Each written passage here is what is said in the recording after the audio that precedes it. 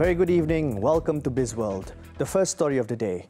The share price of Bursa Malaysia Berhad rose today on news that the company would see a prominent corporate figure, Tan Sri Abdul Wahid Omar, as its new chairman. The stock exchange manager rose 5 cent to 5 ringgit 90 cent in the evening, before closing at 5 ringgit 88 cent, with more than 8 million shares changing hands. Tan Sri Abdul Wahid has served 17 years with government-linked companies and was appointed Permodalan Nasional Berhad chairman in 2016 after completing his term as a senator and minister in the Prime Minister's department in charge of the Economic Planning Unit. Bursa Malaysia has yet to comment on the media speculation.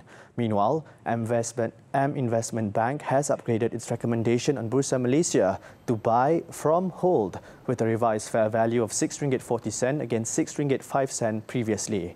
This is in view of higher securities and derivatives trading revenue in the first quarter of this year. 4,300 applications for the 3 months deferment of premium payments by insurance policyholders and takaful participants have been approved to date. This is in part of the industry's COVID-19 relief measures by the Life Insurance Association of Malaysia, LIAM, and Malaysian Takaful Association, MTA. The non-lapse period, 90 days or 3 months, means jaminan perlindungan insurans selama 3 bulan or 90 days maksud jika you tak bayar premium, your perlindungan masih berkuasa. Provided you mesti layak untuk meminta special approval ini.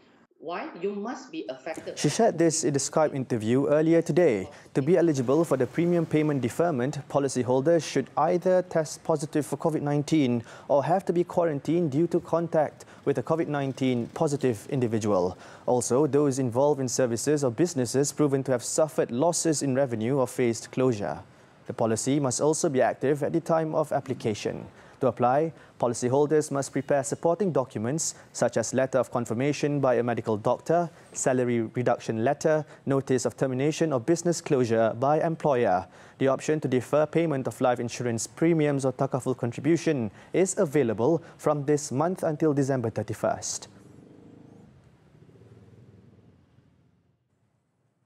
Meanwhile, Loh also urged policyholders and takaful participants to come forward to apply with the COVID-19 test fund worth 8 million ringgit, which is aimed at testing more than 26,000 individuals. The fund would subsidize the cost of the test for policyholders with a maximum reimbursement of 300 ringgit per test. 82 policyholders have applied for the fund as at April 15th.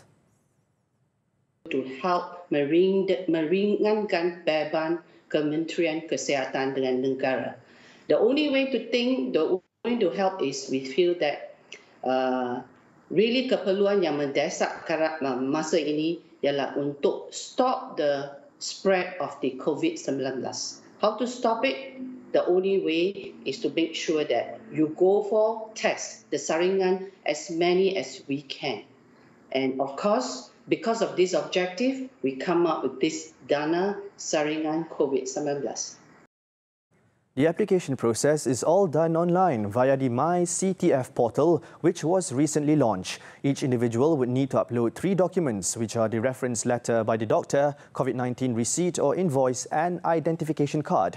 Once all the documents are uploaded, reimbursement of up to 300 ringgit for each test will be credited into the individual's bank account within 14 working days. Malaysia Trade Union Congress MTUC is strongly against SOCSO funds being used to pay for the COVID-19 screening of workers allowed to operate during the Movement Control Order MCO. Its President Dato Abdul Halim Mansor stressed that it is not fair for SOCSO to pick up the tabs, as the ones who will benefit the most will be the private clinics and employers. Syarikat yang memohon untuk beroperasi, pekerja diberikan kebenaran untuk beroperasi, tetapi apabila tiba tentang tanggungjawab, kenapakah tanggungjawab saringan COVID-19 ini diberikan kepada pekeso? Di sini kita melihat bahawa adalah satu kos yang akan dibelanjakan He stressed that SOCSO funds, which are limited, are meant to help injured or sick workers and their families in times of need. Dato' Abdul Halim also questioned the Federation of Malaysian Manufacturers FMMS request for the COVID-19 screening to be held at the business premises. Such a request showed that employers have no intention to spend any money on the screening exercise like transportation cost and expects the government or SOCSO to pay for everything. He also pointed out the COVID-19 screening, which is expected to cost millions of ringgit, was not part of the 260 billion ringgit Prihatin economic stimulus package announced previously.